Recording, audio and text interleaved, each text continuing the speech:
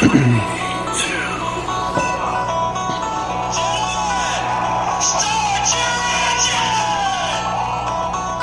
fasten your seatbelts. Race fans, and welcome back to the hottest show in town. Whiting will pace the field into turns 1 and 2. Here comes Casey Rhodes on the top of the number 55. Gonna dive down low. Had to jump in the binders to keep us spinning the 14W. Whiting out. Weinberger already 3 wide in the middle of the pack in the Superman cars. Casey Rhodes up in the cushion, trying to make something happen with that truck, putting some power on the ground. Justin Katie, Katie's gonna go over the number 7. Big wreck on lap number 1 down in turn number 4. A light rollover. Hopefully that car isn't damaged too much. You see a lot of movement there in the rear end on the bottom of that race car. Great job, cameraman Alex down there on the slow-mo replay. Fantastic camera work right there. Drake has got to be looking next to him going, wow, what is that kid with the crate motor got? You know, the advantage right now, I'd say from what I've seen so far, the high side has been the faster way around on these track conditions.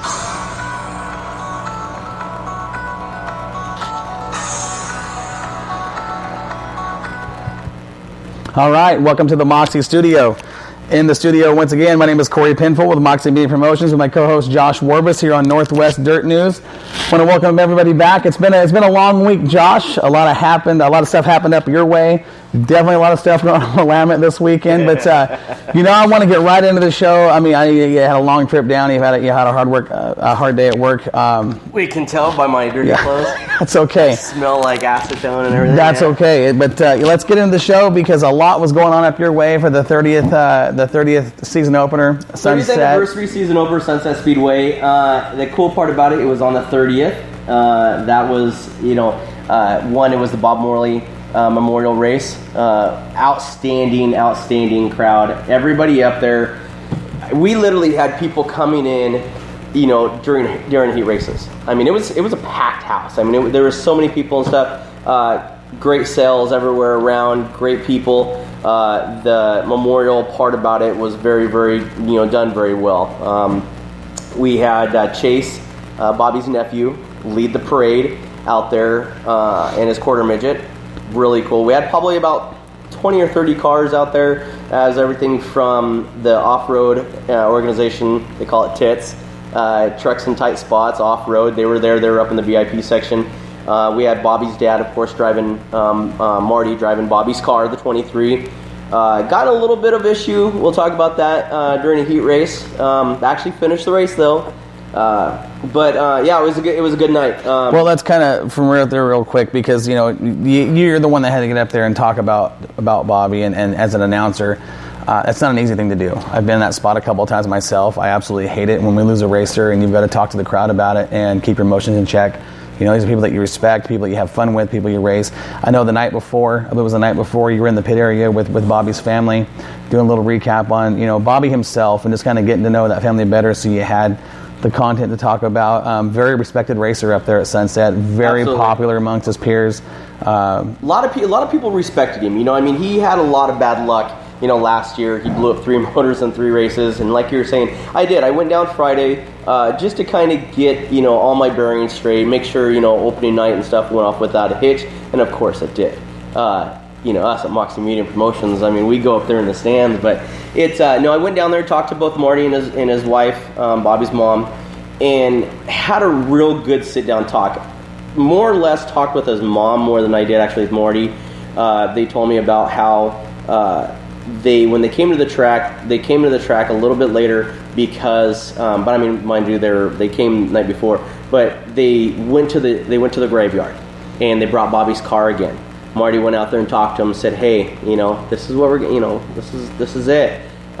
His mom hasn't yet went out there. Still pretty emotional stuff for her. Sure. But Bobby and his dad, Marty, isn't his real dad, but has been with him for 20 some odd years. So it's like his, it's his dad. His dad. Yeah. So they had a real good talk with Bobby. Marty said that he felt that Bobby was still there in the car, and and had a real good night. And they went out and they gave it hell. Read a memorial, talked about, the groups and stuff. I saw that. I thought you did a fine job. I saw it posted on Moxie, and again, people don't realize until you've been in that position how hard that really is. Not just for the crowd or the friends in the pit area, but for us, right? Because we're the ones that have to voice that and bring it to life, and that's a hard thing to do. Well, especially with not having much background in Bobby, I didn't know him personally. I knew him, as a racer and stuff. Of course, coming into this, I was more, into the pits and all, and we didn't focus on the street stock guys. We more or less focused, the modified guys, because that's where, I was. But to find out more about Bobby in a personal aspect, he was a great guy. He always wanted to help. He would drop everything that he was doing and he would go and help somebody. His mom gave me just a short little rundown as a buddy of his went and got a huge lift on his truck. He came by and he says, "This thing's crap." Yeah, he just spent thousands of dollars getting this thing done. Bobby literally put it on the lift, tore it all apart, and put it back together right. Wes Sayre, a really, really good friend and stuff. Yeah, they were very tight, very tight. He says that, he's a perfectionist just like him. That's what he wants. His dad told me, he says, at 12 years old, we knew he was a perfectionist because the reason why is I was sitting there trying to put the barbecue together, and at 12 years old, he pushed me all the way so he could put it together the right way. It's like, oh my God. So, he's, it was a good feeling. The crowd really, really got involved. The racers definitely got involved. We had, it was a really good time. It wasn't, a memorial sad wise, and that's what I wanted to make sure when I talked to both his parents. I'm like, hey, look, I want to make this as celebration as of his life as possible, right, without having much downside emotion. Right. And I didn't get a chance to see it, but I guess Bobby's mom was standing on the backstretch fence, and of course heard everything and was just teary-eyed. And somebody asked her, said, well, are you upset or, whatever? And she goes, no. She goes, that was probably the most sweetest thing and the best eulogy and stuff that we heard. He played a song for him, Wish You Were Here by Cole Swindell. I kind of got a little teary-eyed, you can't help it. You can't help it. I've done it myself. Anytime you lose somebody, especially in our racing community, it's so tight, just like, the gentleman in the late model, Charlie Floyd, we lost. Right. They just had his memorial race 2 weeks ago, but it was good. Well, I'll tell you, as an announcer, that's a hard way to break in your first solo race. I feel for you. That way. But I got to tell you, I got a lot of compliments, on you. I had a lot of people call me, "Hey, man, Josh did great," and I knew you would.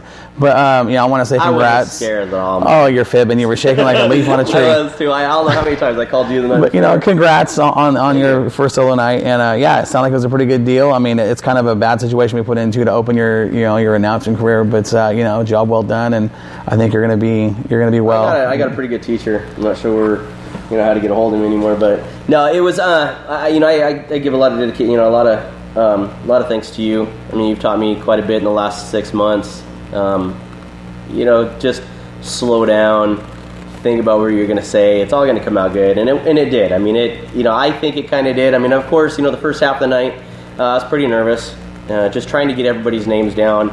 Some of the hardest names, that are spelled weird, try to get them to say right. That was my biggest issue, is trying to understand, like, Mark Farah. Mark Farah. It's spelled Farrar, and if you read it, and it's like Farrar. Yeah. And it's like, it was bad. And then, but yeah, and I'm sure he's listening right now. And I asked him when we went down there too. He said, "Well, Steve Cook came down because we'll talk about that. He won our main event, but Mark came out, and I sat there and I still told him because he won the trophy dash, and I said, I don't know, how the hell do you say your name again? He said, just drop the AR, and yours says good. And so, fans wise, man, for an opening night, I heard you had a large crowd. Huge. I heard there was so many. I was looking outside the tower and looking out towards 1 and 2, where our entrance is, and there were still people in line, still cars rolling in. By the time heat races started, it was packed.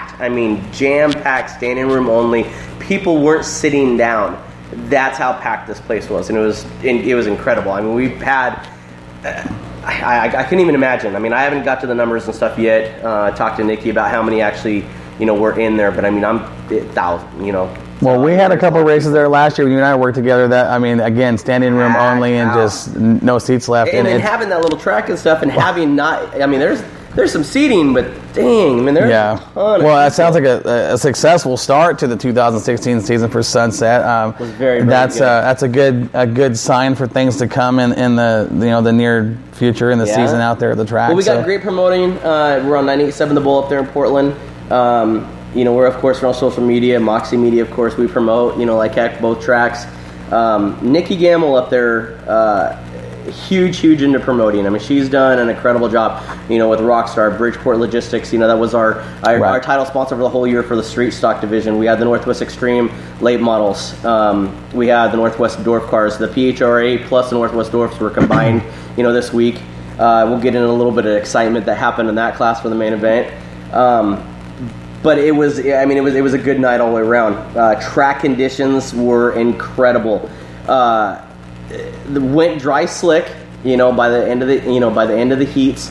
Didn't put no water and stuff on it. Had a nice little cushion up on top. It kind of caught some people off guard though, because there were some people that would drive in real hard, either have an extreme push or would spin out because they weren't ready for it. They're ready to mash it down. First race of the season, ready to get out there to race. They want to present. I mean, let it go. Those sitting at home jitters of now just came out, and you hear all these cars and they're alive, and it just it took some people by surprise. But by the time main event stuff came around, a lot of people kind of started kicking back and started looking at some notes, going So yeah, I knew it was really good. Car count was it was up there. It was good. We had a great turnout, both in the dwarfs and the street stocks. Street stocks, we had a huge field. Dwarf cars, we had a huge field. Some really good turnout stuff in the late models, and of course the sport mods. We had a good turnout in sport mods. Now, I don't think that's something that Sunset is going to have to worry about throughout this season with car count. With what they've got going on there and the divisions that they run at that particular track, I think you guys have got a pretty good lock on your car count week to week. And when you see 78 cars show up at a practice session before the season starts, that's a pretty nice, pretty good indication of what you guys are going to be looking at this year. So that's good. That's good to hear. The cars were there, and there was a lot of good stuff going on. So yeah, it was really good. We had for our heat races, we had Michael Melton and by far set fast time. Actually set fast time in a main event. Now up there, we don't really qualify. We do like what Willamette does and set them out for their hot laps. Their hot laps, and turned in a pretty good time. 16:4, I think, actually was fast time. 16. I believe I had him down as a 16:7, and once I re-looked back on the notes for main event time, he actually went down to a 16:4. So he did actually really good. It was. So the track came in later into the program. Came in, tire temps and stuff started coming back around. Laid a lot of rubber, but good. Dwarf car race and stuff was pretty good too. Well, that's a wicked class to watch, that little track. Those guys are fast. It's quick and it's fast. And like you just said, Willamette, you actually have some time to kind of watch everything that's going around. And that was, we were up there last year together for the last two races, and I've been there as a spectator and as a crew guy for years. Mm-hmm. You definitely get that. It's a whole different perspective. Illusion of trying to, now you have to like entertain people, plus watch the race, plus try to do like 10 different things and try to focus. Well, those cars are little, and people don't realize until they've actually watched a dwarf car feature at Sunset just how fast those cars are, even on those short tracks. Right, because those laps at Sunset with those dwarf cars, they click off quick. They got some good excitement this week. It was. Let's talk about modifieds. Modified main event between Michael Melton, Brandon Penny. These two guys were door to door, handle to handle. These guys set their standards and stuff high. Talked to Michael Melton a little bit before, of course, before the season. And I talked to him, in the pit area, and I said, what are your goals and stuff today? He says, well, my goal is just like what I said last year. I want to win a main event. I want to win something that, I want to make sure that my program and stuff is put back together. Or, he's been working with Kenny Miller, racing, his modified, and doing a lot of stuff on that program. When he was over the winter debating whether he should move up to the IMCA modifieds or stay in sport mod, and he decided,